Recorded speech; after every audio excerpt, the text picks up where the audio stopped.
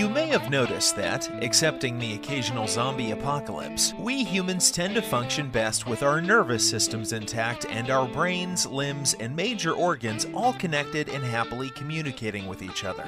Well, we feel it's our duty to inform you that not all creatures are quite so picky when it comes to the intactness of their bodies. Hello, and today we will talk about terrifying creatures that keep going after they're dead. Headless snakes. When faced with a venomous snake, most people's natural reaction would fall into one of three categories: fleeing, freezing on the spot, or, oh god, kill it, chop off its evil pointy head. While the latter course of action may seem like the surefire way to avoid getting bitten, it turns out that might not be the case. What makes this abomination possible? The snake has heat-sensitive pits at either side of its face, which it uses to detect threats.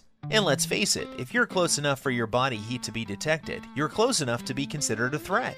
These heat-sensitive pits are capable of detecting a threatening presence for hours after death, which means the snake may continue to defend itself. And yes, this applies even if the body is no longer attached. Getting bitten by a dead snake can make you just as dead as getting bitten by a living one. So what we're telling you here, we guess, is that a severed snakehead not only refuses to die, but its svelte new bodiless form can perform freaking acrobatics to get at you with its poisonous bits.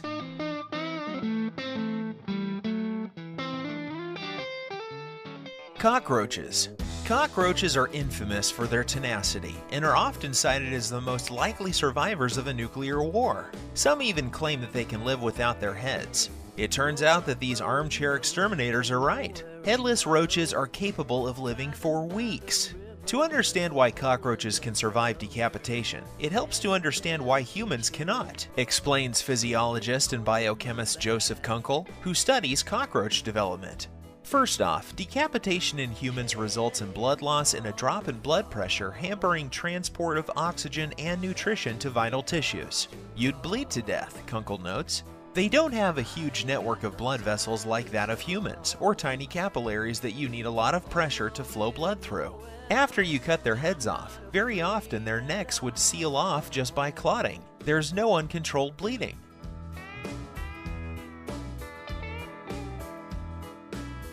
Chickens. If you chop the head off a chicken, it can still run around for a few seconds. The animals can do this because a neural network in the spinal cord is pre-programmed to direct the muscles in various frequently used movement patterns such as running. Despite intense research into how the body, the brain, and the nervous system works, scientists still do not have a clear picture of how nerve cells communicate to perform certain movements. Octopus. Octopus tentacles still react up to an hour after being severed from their dead owner, and even try to pick up food and feed a phantom mouth. In one experiment, researchers chopped off euthanized octopus's tentacles, chilled them in water for an hour, and then still managed to get a split-second response when they probed the severed limbs. Other research found that when encountering a piece of food, a severed limb will snatch it up and try to move it in the direction of a phantom octopus mouth. While cut-off limbs do not regrow a new octopus, a la starfish, the octopus can regenerate tentacles with a far superior quality than, say, a lizard's oftentimes gimpy replacement tail. To do this, octopus use a protein called ACHE. Humans have this protein too, but our store of the molecule is much less active than an octopus.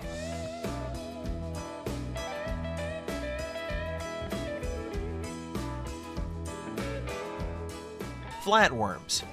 Everyone knows the myth about earthworms. If you cut them in half, you get two worms. Nothing could be further from the truth, alas. However, if the earthworm is replaced by a flatworm, the two parts can survive these childish experiments. What's more, be it skin, intestine, or brain, the body part lost through cutting will simply grow again in a matter of days. The creatures involved here are planarians, a class of flatworms that are so flat that they need neither lungs nor a heart to take in and distribute oxygen in their bodies. So simple and yet so ingenious? It would appear so. Regeneration studies involving these animals have shown that a dismembered planarian can generate several hundred tiny animals. Hence they could almost be called immortal under the edge of a knife. Frogs. Thanks to the "let's chop out its brain and see what the hell happens" approach to science taken by 19th century neurologist David Farrier, we can tell you. A headed but brainless frog actually behaves very similar to a frog with its gray matter perfectly intact. If you turn it upside down, it will right itself. If you pinch its feet, it will hop away. If you put it in water, it will swim to the side and climb out. And perhaps most disturbing of all, it will even croak contentedly if you stroke its back. The first factor that results in frogs' zombie-like tendencies is the power of the reflex reaction, which fires the necessary electrical impulses that cause a muscle to expand or contract. The second factor comes into play, the relative simplicity of a frog's anatomy. The lack of brain results only in a lack of spontaneity, and Farrier noted that if energy can be artificially supplied, the frog will continue to respond to external stimuli for an indefinite period. Flies.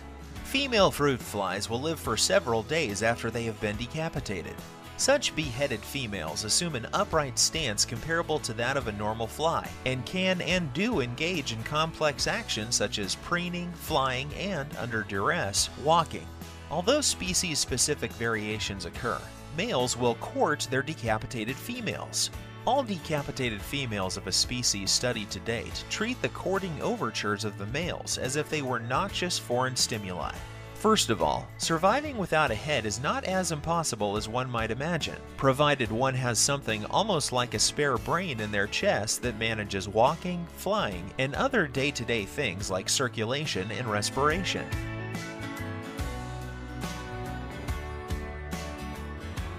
Turtles. If you chop the head off a turtle, it can still swim.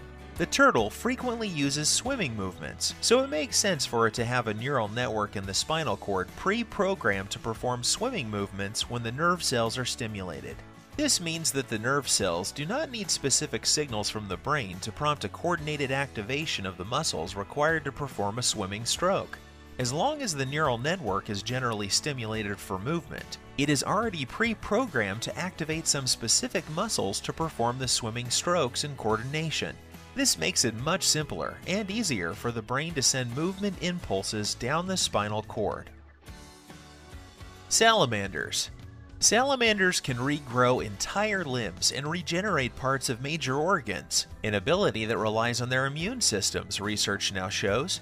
A study of the axolotl, an aquatic salamander, reveals that immune cells called macrophages are critical in the early stages of regenerating lost limbs. Wiping out these cells permanently prevented regeneration and led to tissue scarring. The findings hint at possible strategies for tissue repair in humans. To investigate the role of macrophages in salamander limb regeneration, the researchers injected the animals with a chemical substance that destroys or depletes these cells. The macrophagy levels were either partially or fully depleted. Salamanders that had all their macrophages removed failed to generate new limbs and showed substantial scar tissue buildup. Salamanders that had only some of their macrophages could still regenerate their limbs, but more slowly than normal.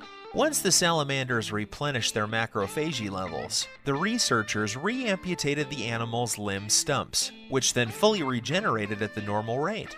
Collectively, these findings suggest macrophages are essential to the salamander's remarkable wound-healing abilities.